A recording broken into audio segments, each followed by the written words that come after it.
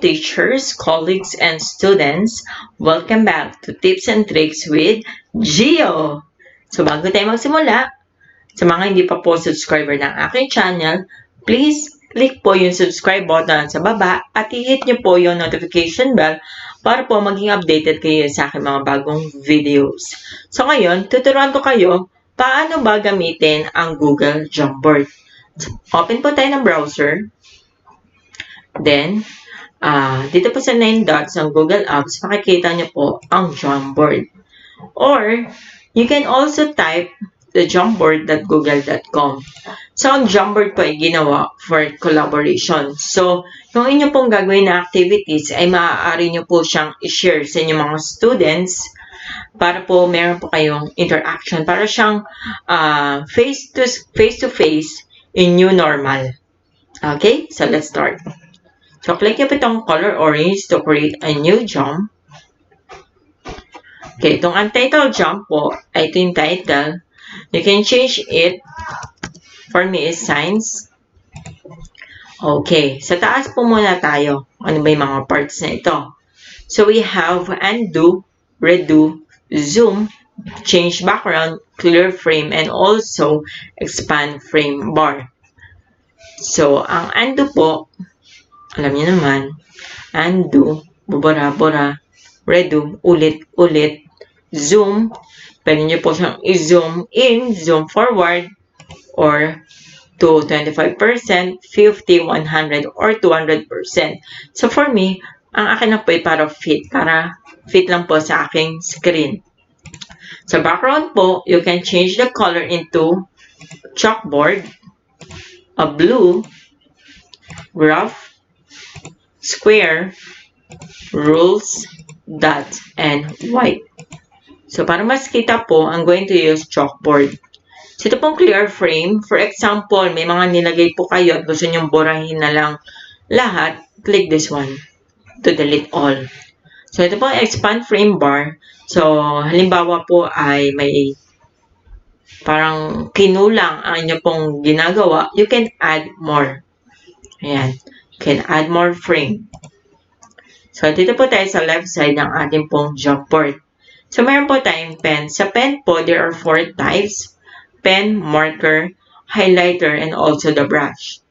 So, ipapakita ko po kung ano siya. Kung gaano or ano yung pagkakaiba-iba niya.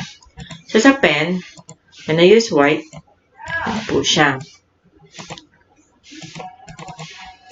So, sa brush, or the marker, ito. Sa highlighter,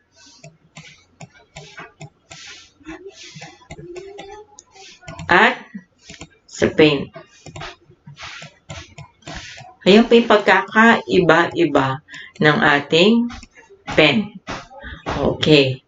So, to delete, we can use this erase button or erase tab to delete all. Ayan. Pag kayo po yung nagkamali, pwede natin siyang burahin. So, select tab naman, mamaya ko siya ipapakita. So, let's move to sticker note. Ang sticker note po, ayan. So, pwede natin siyang baguhin into 6 colors. We have yellow, a green, blue, pink, orange, and none. So, this is a sticky note. You can put the reminder or the directions of your activities. So, for this activity, siguro direction na lang. So, encircle the farm animals and the picture. Ayan. Nandun na siya. Cancel ko na siya. So, kapag na-click ko to, ma-activate na po yung ating select tab. So, pwede siyang lakihan, i-rotate, i-move, and also, meron tayong 3 dots dito. So, itong 3 dots po, makikita nyo yung edit, duplicate, and delete. And also, later, meron din order. Once na-duplicate po natin siya, yan, lalabas na itong order. So, order po, since 2 image na po siya, we can send forward and send backward. Depende po kung ano yung activities na iyo pong gagawin. So, we can also delete. Ayan. So, nilagay ko. And circle the farm animals in the picture. So, ayan. Sticky note. So, dito po sa baba, ito po yung circle or yung po saan po natin makikita yung iba't ibang shapes. Ayan.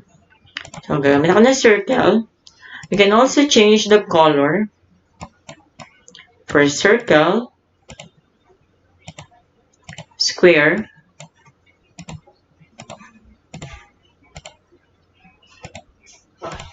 triangle, ayan, diamond, ayan. So, yun po yung purpose nitong circle or the shape tab. Okay. So, delete po natin siya. Okay, next, text box. So, katulad din siya ng Microsoft text box. So, pwede po tayo mag-type ng mga words. So, if you want, pwede rin yung display para malaki, title, subtitle, normal, or caption. For example, display. Type tayo. Change the color first kasi hindi siya kita. And type science class. So, katulad ng sabi ko kanina, you can adjust and move. So, ito po yung purpose ng text box. Sa uli, itong laser. For example, dinidiscuss mo na siya sa bata before nila gawin yung activities.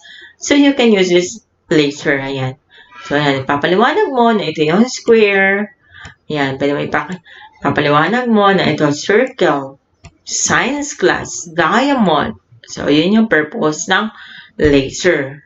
So, para po makita nyo, magbibigay ako ng examples kung paano ba siya, ano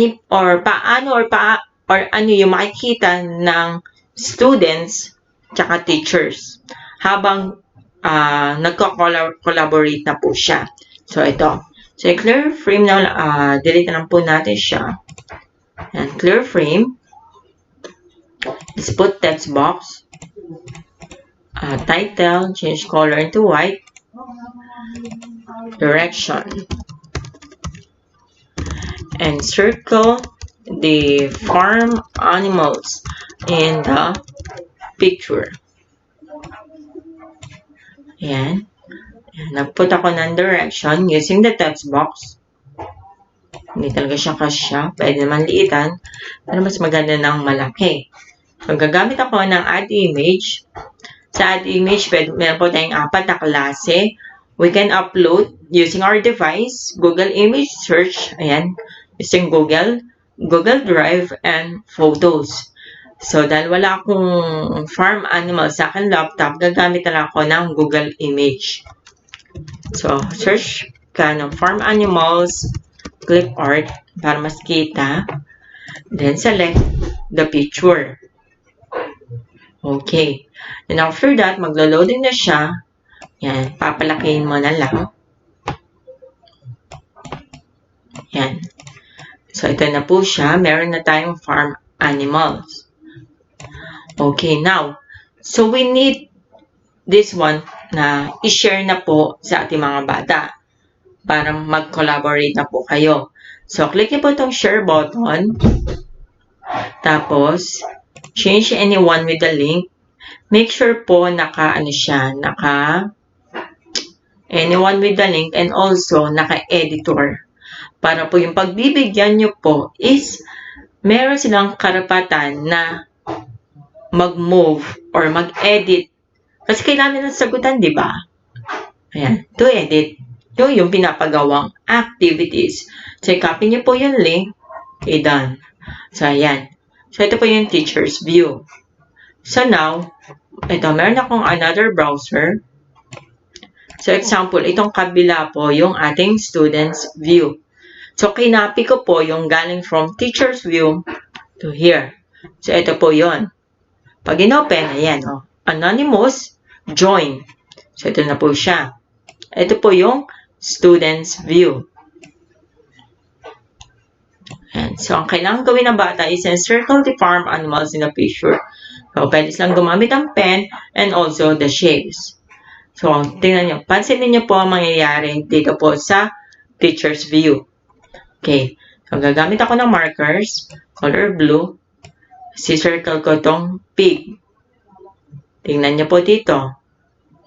Ayan. Nakikita po ng teacher ang gagawin po ng bata. Another.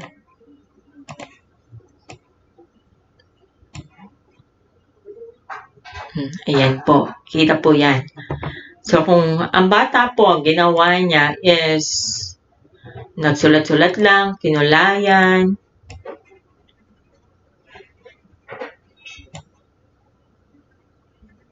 Kita.